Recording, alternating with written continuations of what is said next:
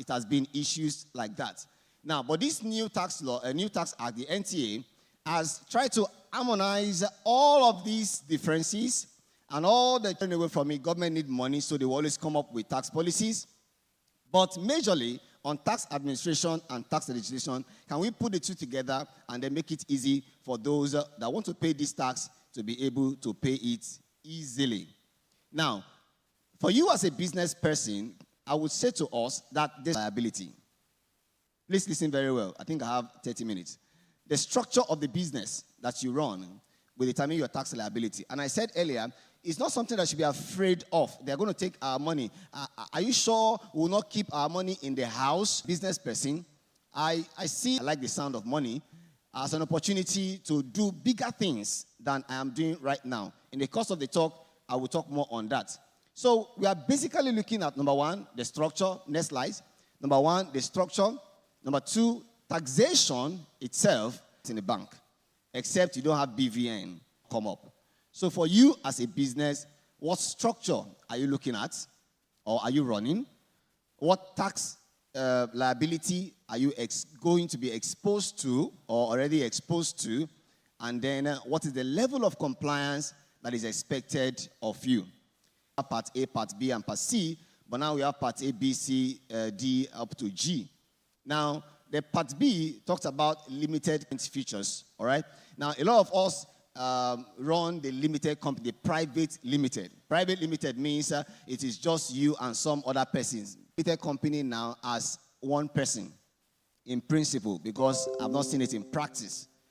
But then let's still work with the two that we know. So two of us come together and then form a company. You have the public companies, some of them that are on the companies are companies that in the event to settle the liabilities of the company. Majorly incorporated for the purpose of sponsoring some specific objectives. I give an example. We are a church. The work has an incorporated entity under non-governmental organization, NGO. We are not expected to do business, commercial, and the rest of that. So what do? Instead of incorporating a limited company, you can incorporate a limited by guarantee that will still do commercial transactions, but this time around, those transactions are majorly for the sponsorship and for the execution of the projects of the church. Please, are we together? Are we together, please? All right. Sorry, where I'm coming from, we used to make noise. I know that in Lekki, you don't make noise here. All right. So that's basically what limited by guarantee is. So instead of having a limited company like we have Logos International Resources Limited, we should just have something like Logos International Resources limited by guarantee. So every money coming from there, we just use it for the sake of the church. I'm sure Pastor Namdi will need more insight on that so that Lekki can have a limited by guarantee. And when you want to do that, please, my phone number is 000. Okay, sorry, sir, you know. Oh, okay, so I thought, all right, thank you for clarifying. Now, number 3 is the business name. Business name is what a lot of us do. Business name is ventures, concept, enterprise, and all of those other names. But the unique thing about business name is that compared to limited company now, for limited company, even though myself and Pastor Mika, for example, opened a company, we have not, but I think we will very soon. Even though we open a company as directors and shareholders, the company is actually different from us. It has its own personality. We call it juristic personality. So you can sue the company and then deal with the company without touching me. But for a business name, the business name is, you see business name, for example, when they sue business name to court, you will see Michael Enterprises or Michael Oyaga Enterprises. Then in bracket, you will see, they will write it, you are the business is you. Please follow me because these things will tell us the tax liability you're going to be exposed to come next year. All right? And then we have the ship understand that is not the kernel of our discussion. Looking at the old law, I said we have so many laws that were existing before then, but now in chapters. I came with a copy so that in case we need to see it. And now in chapters. Now, under Peter, the Personal Income Tax Act, that year or before now, which is going to stop working from next year, we had something like the consolidated relief allowance. What does it mean? I'm being paid a salary, maybe 70, 100,000 naira, and I run expenses, transportation, accommodation, and the rest of that. Now, the PITA that is existing right now made provision for only allowance of 220% of my income as a relief from my salary. So at the end of the day, if my salary is about 1 million thereabout, I will still make some explanation, but let's work with this one. And my rent is 500,000, or if it is the 20% that is lower, either one, if my rent is not up to 500,000, I can get 20%. But if it is up to 500,000, then I will claim 500,000 as the relief for tax purposes. Is that clear, please? Is it clear? Your rent is 300,000 naira. The tax law says when you are making your declaration, you are entitled to some relief. All right? CRA has been removed. Now, the new relief now for accommodation, you are entitled to 500,000 naira relief. So if I was supposed to pay a tax of 1 million, for example, I can claim back 500,000 and pay how much to the government? 500,000. If my rent is 500,000. If my rent is not up to 500,000 and it is maybe 300,000, I can make that claim and pay the balance to the government. Now, let's say that my rent is 20% of what I'm supposed to pay the government. Deduct 20% from your tax liability. Whatever is left, pay to the government. So that is an improvement in a way from what is existing right now. Right now, it's 200,000, but from next year, it's 500,000. Is it a good one? I don't know. When we get to that bridge, we'll cross it. Now, before now, we have multiple tax laws, like I said before, tertiary education, police trust fund, ITF, and the rest of them. And so, as a company, you keep paying and paying and paying. But the new tax law, tax act, the NTA, has brought everything together. So what you pay now is just 4%. And it is called development levy, 4%. In the law, there is a distribution panel or pattern. So when you pay the 4%, the government knows how to now distribute to ITF, Industrial Trading Fund, to Security Trust Fund, and the rest of that. But before now, you are supposed to pay all those money from your income, which is like good news. What about VAT? VAT has always been 7.5%. And it will still be 7.5%. Amen? Amen? For VAT. What is VAT? I'll compare the two, compare VAT with WHT, that is withholding tax. Now, VAT is what you pay on goods and services that you enjoy. Withholding tax, WHT, is what the person you are dealing with pays to the government through you. You deduct at source. So I've come to your shop to buy clothing. You have to charge me 7.5%. Add it to the price of what the item I came to buy. So you will deduct VAT. You add it to my bill, deduct it, and pay to government and remit to the government. Now, the money I'm to pay you, I will calculate the WHT withholding tax on it, deduct it, and remit to government. Somebody say, so you didn't know before? I've entered one chance. So that is how it works. Now, the VAT is 7.5%. Now, the issue before now is, okay, what items are VATable? And all of those questions, okay? But now we have a list. I'm not going to go through all of those lists because we can't do everything in 30 minutes. Now, we have a list of items that are VAT exempted. Okay, so like Sister Ellen that is selling bread now, both white bread and brown bread, they are VAT exempted. So if you are buying bread, just know that if she says it is 200 naira, it is 200 naira. So if she gives you a receipt and you see 7.5% VAT added to it, protest that is not your bill because it's not VATable and some other items like that. Okay, now we are talking about taxation and business standardization. I've shared a little light because we'll talk more later, a little light on taxation. But let's look at business standardization. Why do you need to standardize your business? I have friends, I have church members who are doing business all over. I was also at Idumota for a while and did, what do you call that thing? Is it Osofia or what? Or Osaya, you know.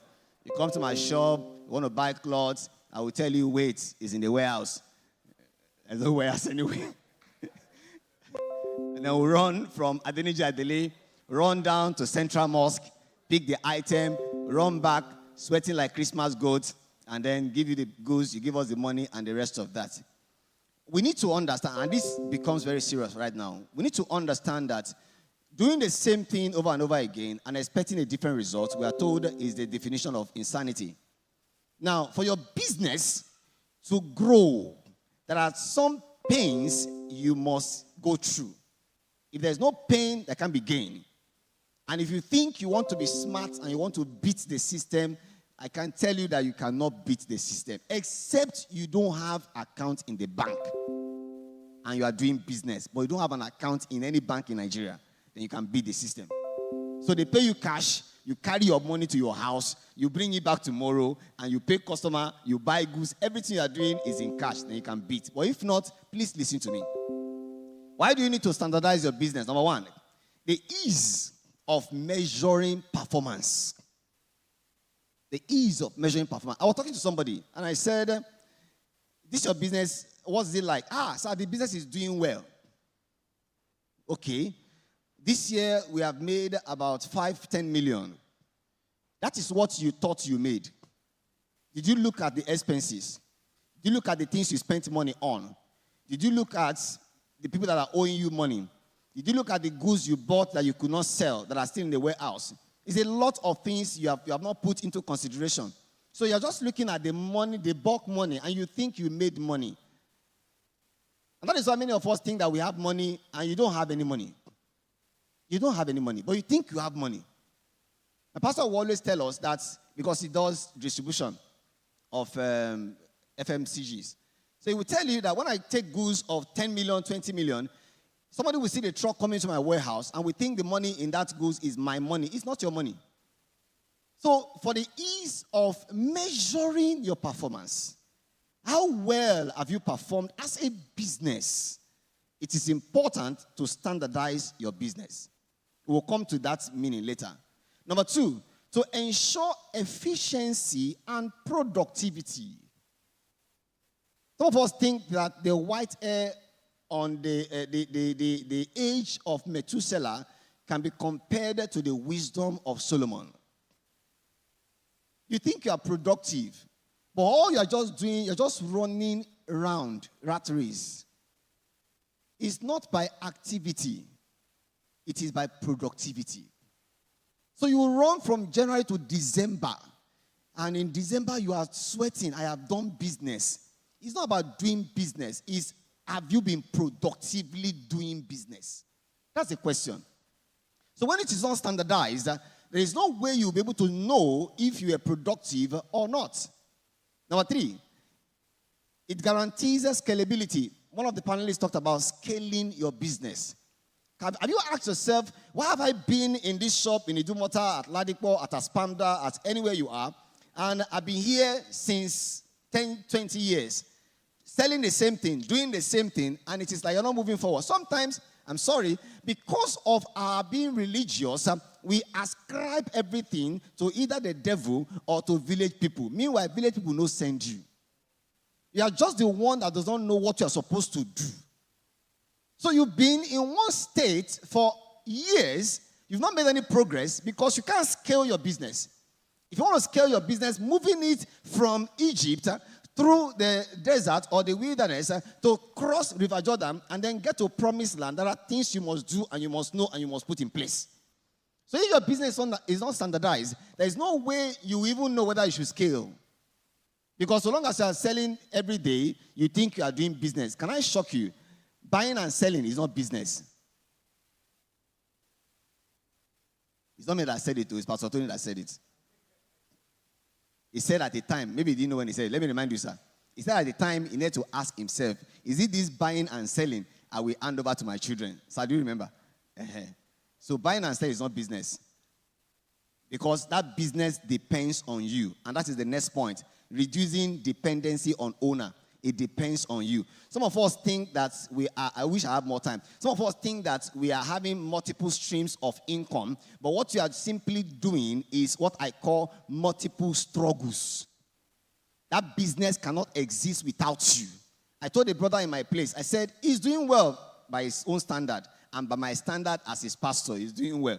But I needed to ask him, since you started this business, have you ever taken vacation? Sir, I used to go to village. No. Not village. Have you ever taken away yourself from the business and then go somewhere, maybe 4 Points or anywhere, and stay for a week? Sir, I cannot. I said, why? He said, my business will suffer. That is because he is the business and the business is him. So the business depends on him. That is what happens to many of us. Oh, when my father was alive, he was doing business. But when he died, all the money went away. There is no money. Business standardization will increase the value of your business. The Bible says, seek ye first the kingdom of God and his righteousness, and other things shall be added unto you. I say, in my own version, seek ye first to create value, and money shall be added unto you. So many people are struggling to get money. It's not about money. When you create value, money will come naturally. You don't even need to pray about it. Just create value. So when your business is not standardized, you'll not be able to do it properly, and you're not giving the right value. And because you're not giving the right value, the right money will not come to you. You may still be making money at your level, but the right money will not locate you. You can pray, you can fast. I'm not saying prayer and fasting does not work. But what you do after the prayer and fasting matters a lot. We live in a world that is controlled by what you call supernatural. Let me be a pastor for 1 minute. By what you call supernatural. That supernatural is 2 words into one. Super and natural. So that there is a super aspect and there is a natural aspect. So when you do the super aspect, fast, pray, read Bible, come to church, do evangelism, blah, blah, blah. When you do all of the super aspect, please don't forget the natural aspects. Because if you don't combine the two together, you cannot get anything. The apostles came to the beautiful gate and they saw the man that was there, lame right from birth. He has been expecting people give him money, blah, blah, blah, and they saw them coming, so he was expecting money from them. So they looked at him and they looked at them. After now, anything for the boys? They said, no, silver and gold we have not. But as much as we have, or such as we have, we give unto you. In the name of Jesus, rise up and do what? Walk. Let me ask you, did he walk? Did he walk immediately? You see, that's the issue. We don't read our Bibles. He didn't walk immediately. What did they do? That was the natural. They did the super, followed it up with the natural, and then the miracle took place. So we need to understand that if you are going to make money, you must bring your business to the point of value. Fasting and praying, fine, perfect. I do it all the time. Because you need prayers. You need God to give you ideas to direct you. But if you're not putting in value, you can't get it. And lastly, on why you should standardize, legal and compliance benefits. When you standardize your business, it is very easy for you to comply, which is what we are talking about now. Complying with legal requirements. And making sure that you are not on the wrong side of the law. Sometimes you don't need to give anybody any money if you know what you are doing. Early this year or thereabout, or last, I can't remember now, FIRS wrote me a letter. And they said, your company has been declaring new every year. You know, we are operating under the old law. So, under the old law, I'm categorized as a small business because I am less than 25 million turnover. Okay? On PayPal, less than 25 million turnover. So, I declare new. You must declare so that they will not fine you. The problem is when you don't declare, they will penalize you. But when you declare, you are good. So, I was declaring new. No VAT, no CIT, company income tax. But they observed that about 10.5 million entered my account. So what happened? Oga, come and give us VAT, 7.5% of 10.5 million. It was my brother, my younger brother, that reminds me also, that passed money through my account. What did he do? He supplied some items to Winners Chapel, their bookshop, some items for their bookshop. So they paid the money to my account. Bros, can I use your account? Yeah, go ahead. So they saw it. So I began to crack my head.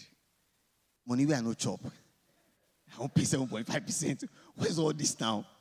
I called my accountants. They advised me what to do. We were brainstorming. I just remember that, but you're a lawyer now. Go and read the law. So I went back and I checked the VAT law. And I discovered that, number one, educational services and materials are exempted from VAT. They were inviting me, come and see us in our office. Sent first letter, second letter. Even when I was at Howard, they sent me a letter. They called me on phone. My mind was beating. I just sat down with the law, read it. And when I came back, I wrote a letter to them, about 2 or 3 paragraphs. By section so and so. My company is a small company. It's less than 25 million turnover. Number 2, by so section, I am excluded from paying VAT because the item that was supplied is educational materials. They had my account statement with them from the bank. So I told them, make reference to so page on the account statement that you have. You will see that it was to Winners Chapel Bookshop. That was the end of that conversation. So if you don't know what you're supposed to know, thank you, Pastor Namdi, for really organizing this program. If you don't know what you're supposed to know, you will see yourself shaking and spending money that you're not supposed to spend. All right? Let me skip the next slide to the next one. Skip the next slide. Just go to the one that has rates of tax. This is why you need to standardize. Now, I'm going to close very soon. Because if you are running your business, your structure of business is a business name. Remember I said your business is what? Is what? Is you, and you are what? Your business. Good. Different from you are running a limited company. Now, when you are running your business, the new law says that the tax that is the rate to apply to you will be based on your total income. Every money that enters your account. Taxation is based on income and profit. Income and profit. So you can say we are not making profit, but they will tell you you had income. Revenue. So, based on total income. However, there are some deductions. But when I went into the law, I discovered that the deductions for a personal income person, because you'll be treated, your business will be treated as you. So that is Peter now. The deductions for PIT is not as robust as the deductions for a company. So what's the implication? If you upgrade your business, one of our mommy sent us a video, and somebody was saying some things in the video, and he messed some things up, but it's fine. Trying to explain that you should move your business name to limited liability company and the rest of that. But this is the key point. The key point is this. If you if you run your business as a business name, you are exposed to being taxed based on your total income. Compared to if you are running your company as a limited company. In the old law, limited company is 25 million downwards. But in the new law, small company is 25 million downwards. But in the new law, small company is 100 million downwards. Or you have assets that is above 250 million. So I can have assets that is up to 200 million. But I don't have cash that is up to 100 million. I'm exempted. Are you getting my point? I'm exempted. It may sound technical, but you can see me after. If you're running your business as a business name, your rent is capped. What's the maximum you can enjoy? 500,000. But if you're running your business as a limited company, your rent is not capped. I was excited when I checked it. There are some things I cannot say from here because NTA is here and government will think that we are teaching you bad things. But as a way you can structure your taxation and you enjoy some things. Let me say one or two of them. Okay, so since my rent is not capped, all right, let's say I'm a married man, my family is a bit large. So instead of staying in a 2-bedroom or 3-bedroom, I can rent a duplex, 5-bedroom with a BQ, all right? Use part of it for my office, use part of it for my house. My office pays my rent. Does it make sense? That's a trick. You call it hack. That's a hack. Now, instead of buying a car, Land Cruiser, yes. Instead of buying Land Cruiser by myself, 2024, 25 edition, the company buys it. All right? But I'm the one driving it. Does it make sense? Yeah. Those are hacks. Instead of buying fuel with my money, the company buys the fuel. I take receipt from the filling station, give it to the accountant. They record it as fuel for director's car. So all of those deductions are made. But those deductions are not available for a business name. They're not available. That is why you need to now start thinking how to structure your business. Now, for deductions for a limited company, I love the clause that they inserted in that section. It said that to determine what you are to pay, the deductions that are relating to expenses incurred in the production of the income. Expenses incurred in the production of the income. All right? So, I take Pastor Tony out, for example, on a business meeting, and we go to 4 Points, or we go to Radisson Blu, and we eat everything we can eat. I will not pay with my money. No, I will pay with my card, and then go to the office, give them the receipt from 4 Points, and tell them it was business meeting I went for. So that expenses is charged to the company. Why? Because the business meeting I went for, one or two things Pastor Tony said would help my business to grow. And that is an expenses that was incurred in making money for the business.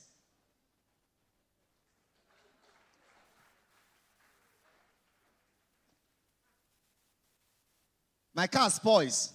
Instead of me looking for money, I don't have money. Pastor Mike, come to Lekki, come and preach to us. My car is bad. Hey, I take Uber. No, instead of doing all of those things. You don't need to be a lawyer to know these things. All right? But if you think you don't want to read it, then you can meet a lawyer. Yeah. Now, lastly, or before the last one, so if you look at the next slide, you have the individual tax rates. So if I am a limited company, 100 million downwards, I am seen as a small company. So I pay 0% Peter. Or 0% CIT. Yes, that is CIT for company now. I pay 0% CIT. If my income is above 100 million, I pay 30%. Please follow me. I pay 30%. If I have assets of 250 million, 30%. Now, look at the next slide. But if you are operating as a business name, your first 800 million is exempted. Peter is 0%. The next 2.2 million, remove 800,000 from it. The remaining one, you will pay tax of 15%. The next 9 million, remove 800,000 because that one is free money for you. The remaining 8.2 million, you pay tax of 18%. So the more money you are making, the more you are paying tax. From 50 million and above, you pay how much? 25%. Meanwhile, as a limited company, my income is 100 million downwards. From 100 million, I am paying nothing on SITA. The Bible said, I'm closing now, by wisdom is the house builded. And by understanding, it is what? Established. So what do? Beyond clapping for me and smiling at me, fine faces, what do? Number one, restructure your business. Number two, create systems. This is not the era of you just send money to anybody. No. Every money you are sending out, put a narration. What is the money for? Pastor Mika, please, can you borrow me money? And then you are sending me money from Arkanis Presidium Oil and Gas. Please put it there as loan. It's not a gift. It's not dash. As loan. So that when they come to audit your account, they will know that, okay, this was a loan. They will not charge you. And when I pay back, I should put it there as repayment of loan. So I don't be seen as an income to him because it's not an income. Number three, documentation. documentation. I no go school, no reach here. If you no go school, get somebody who go to school who can help you. And then number 4, place yourself on salary. I don't have time again to talk about that. Place yourself on salary, because if you are on salary, if you are earning below minimum wage or from minimum wage downwards, minimum wage is 70,000 naira, you are exempted from paying personal income tax. I read this book by Femi Otedola, Making It Big.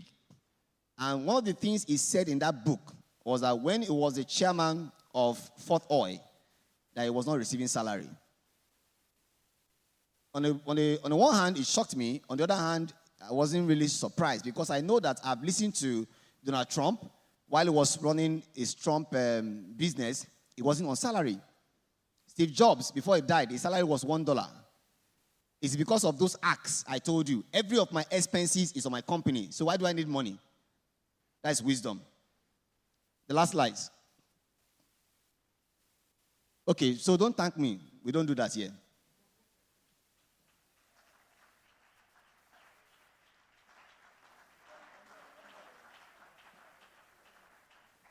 Is that the most you can do? If you're sure and you know you're getting value, do something special.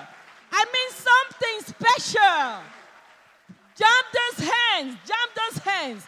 I'm sure you've learned something.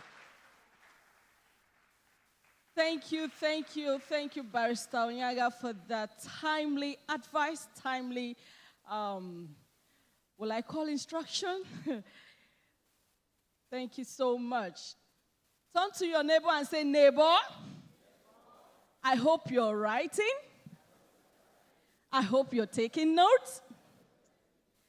Plan to act fast.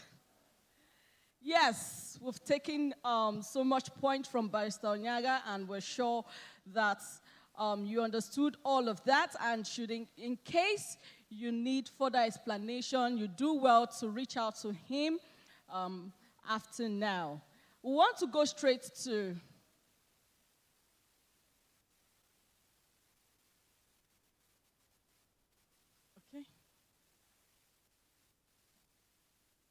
Hello, everyone. Hello, everyone. Please, what is your name? You don't know your name again? What is your name? Help me introduce yourself to that person that is close to you.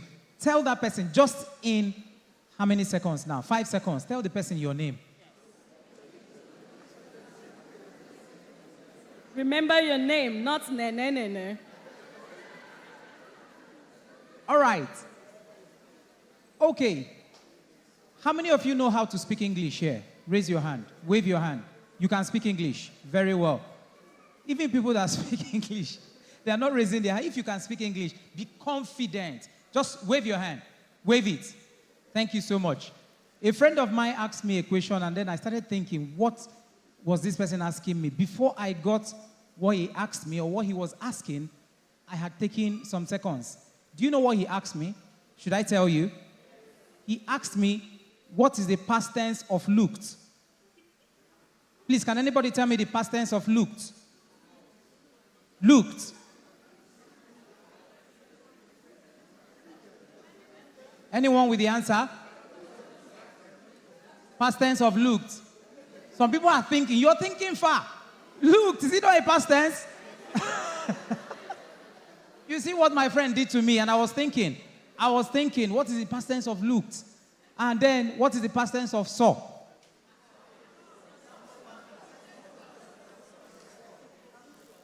See, somebody, Pastor Mecca said seesaw.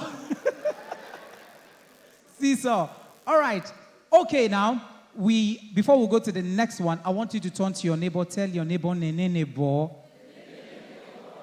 Make sure your neighbor is not sleeping. Wake that person, because that person is about to fall prey to the government. Yes, of course. Tell that neighbor, neighbor. Neighbor. Is that neighbor sleeping? Somebody said yes. Watch your neighbor. Is the neighbor sleeping? Okay. Now, tell that neighbor, neighbor. Please wake up. Turn to another neighbor. Tell that neighbor, neighbor. Please pay attention. Thank you very much. Can we put our hands together for ourselves? Do something special for yourself. Okay, because we're behind schedule, we want to go straight to the next program on our list, and it's another panel section. Another panel section, panel 2, entrepreneurship, how to add value and remain relevant. You see, from all our discussions, we've been telling you, we've been dishing out how to add value. Value, value, value. Barrister Onyaga has capped it all that you should add value, you should solve Solve problems, add values to what you are doing. So we want to take entrepreneur and how to add value and remain relevant. I'll call on my colleague, Mr. Paul Chibuike Lebedim, to take this section. Can we put our hands together for him as we take this section from here? Please, media, get ready to call out our panelists. Thank you.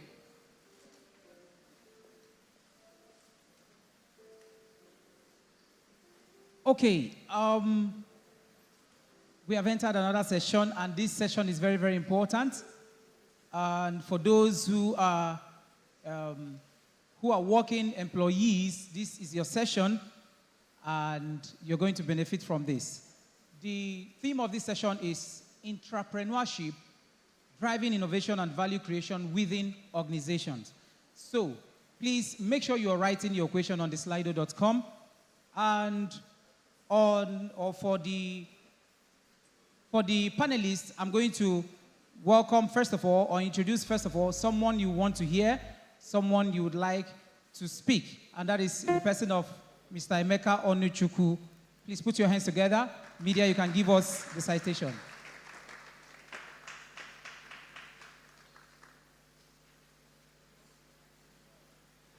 Emeka Onuchukwu is the Chief Operating Officer of Alkanes Petroleum and Gas Limited. With extensive experience in financial services and the oil and gas sector, he holds a degree in agricultural economics from FUTO and an MBA from the University of South Wales, UK.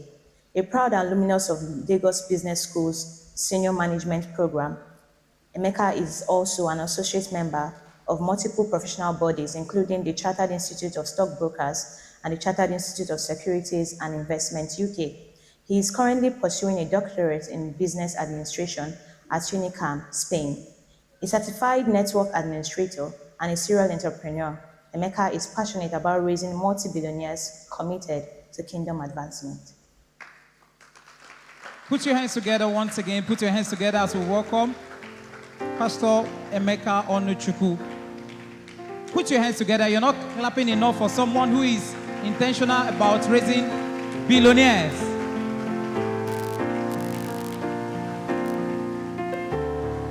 Welcome, sir. Next on my list is I'm going to welcome this person or introduce this person. And this person is a lady. She's already doing wonders in her field. Now, I want us to clap as we welcome Mrs. Blessing Anenechukwu. Media.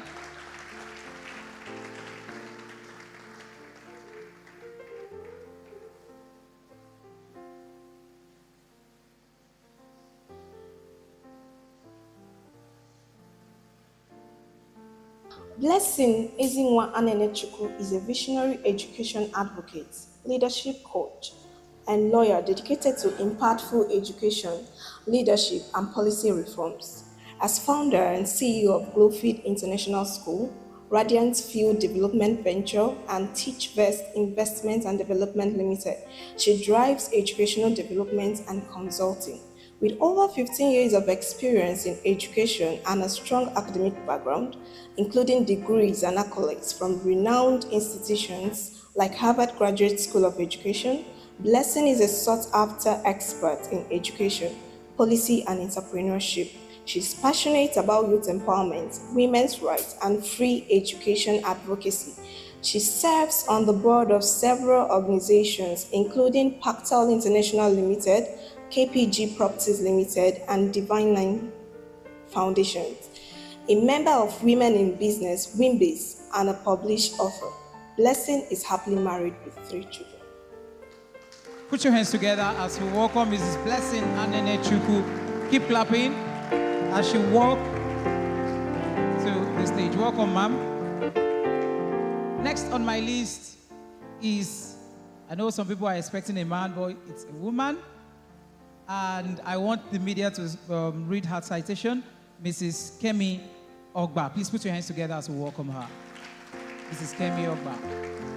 Oluwakemi Ogba is a digital business and skill monetization strategist and the founder of Beyond 9 to 5 Money Academy, where she helps professionals and entrepreneurs build sustainable income through digital products and strategic business systems. With over 12 years in the Nigerian banking sector and a successful shift into entrepreneurship, she also founded Necessities Foods and Spices, a NAFDAC-approved natural spice brand serving local and international markets. She's known for simplifying complex business ideas into clear, actionable steps. Through her Create, Launch, and Cash Out bootcamp, she has helped many women turn their skills and experiences into profitable ventures. Her work is rooted in service, innovation, and transformation. Ladies and gentlemen, brothers and sisters, put your hands together as we welcome Mrs. Oluwakemi Ogba.